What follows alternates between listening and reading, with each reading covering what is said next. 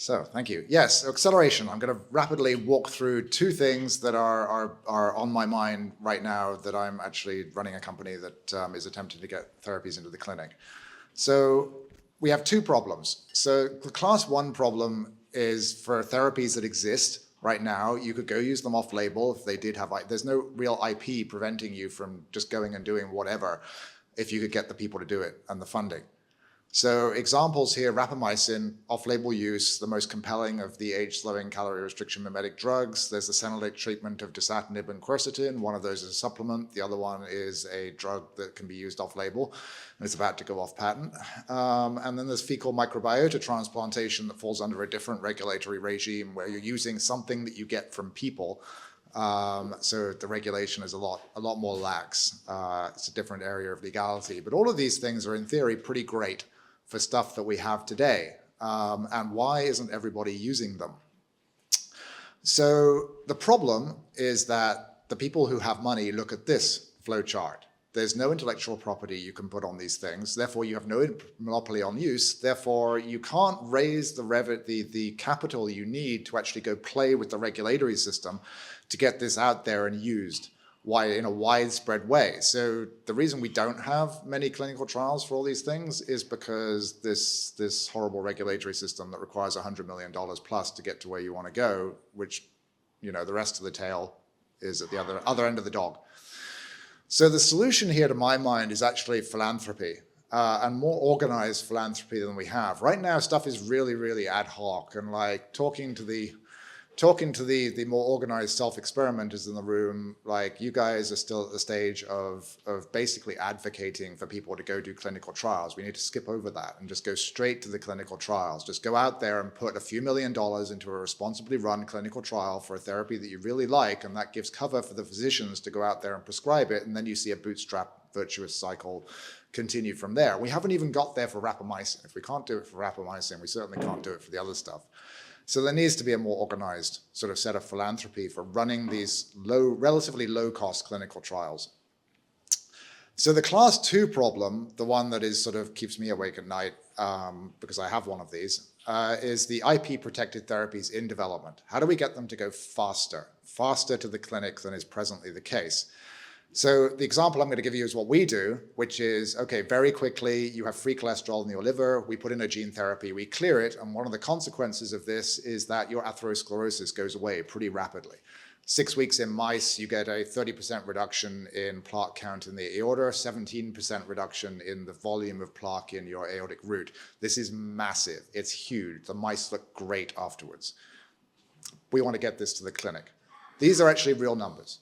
We're a gene therapy company, so these are large real numbers.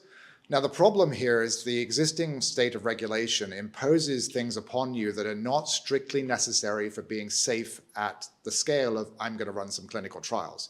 Arguably, maybe for some therapies, they are necessary if you're saying, I'm going to go treat 1 million people and I don't want Six Sigma out there events happening and somebody dies. Now, the cost means your fundraising is slower, it means your development is slower, and it really, really means that you go out there and target things that are not your end goal. In our case, we go after the rare disease version of atherosclerosis first, because that gets us a better deal, it's cheaper, it's faster, but it's not atherosclerosis in the general population. And raising $23 million, as many in the room here know, is a big difference from going out there and asking people for 1 or 5. It's not the same at all. Very, very different, very much slower. Now, if we could have a free hand here, what would we do? We would do these numbers, where 10 is a lot lower than 23, and it's a somewhat different area of go ask people for money.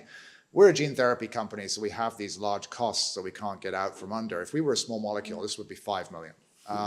But we can do these things much, much more cheaply than the FDA would like us to do, and we can still be safe enough for any normal, sane definition of safe at the scale of a clinical trial or 2.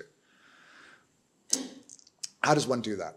So one gets out of the regulatory system in the US. Prospera is the way that some of us are most familiar to do that.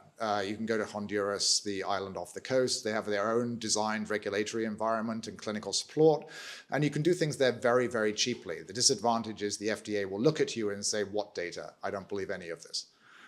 So you end up having to do things again in the US, but that's an okay problem to have. The Bahamas is sort of a compromise where they have a good relationship with the US FDA, but on the other hand, it's really, really hard to go do things there because there's essentially 3 guys who you have to talk to. So you have to know the guys who know the guys. And there are people who've been working on this for like 2 years in our community, and they're still no closer to getting this worked out.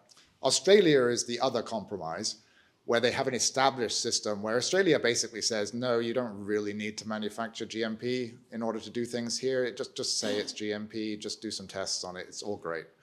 And some companies, you can end up saving 50% of your cost of clinical trials, which is a big deal.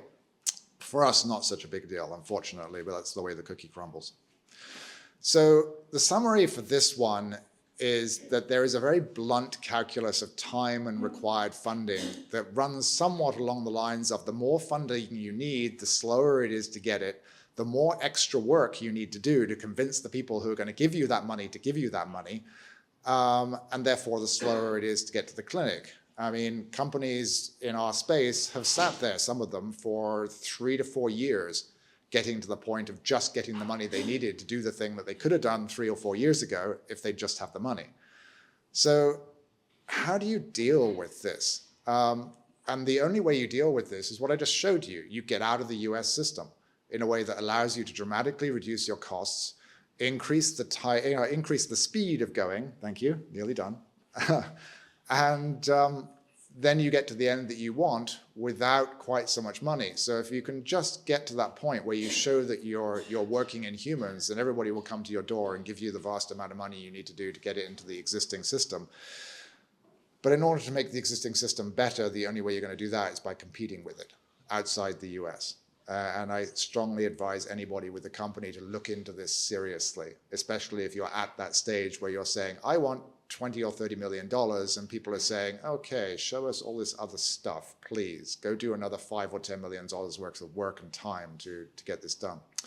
And that is that. That is my summary. And thank you. Thanks.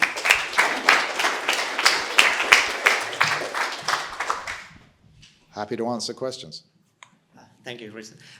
So you mentioned philanthropy as a way to kind of solve the problem for molecules for which there's no money, there's no way to get IP, right? But I guess another solution would be in that case you have not just that molecule, but you have a target that is validated and you have some mechanism of action, right? So if you can find an analog and then go through that process with an analog molecule that is different enough that you can patent, right? Like you could make money out of it, right? Oh yeah, but then you become part of the cartel at that point. So it's a philosophy question rather than a technical one, right? Yeah, that's the problem. There's any number of cartels in this industry where anybody could break it, but as soon as you get in there and you took somebody's money to make an alternative, now you're beholden to say, wow, there's a cartel, I'm joining it. And great ROI for your investors, but the world is more screwed. You can take another question while we get the next slides up already. Any other questions? Do we have another question? Disagreements?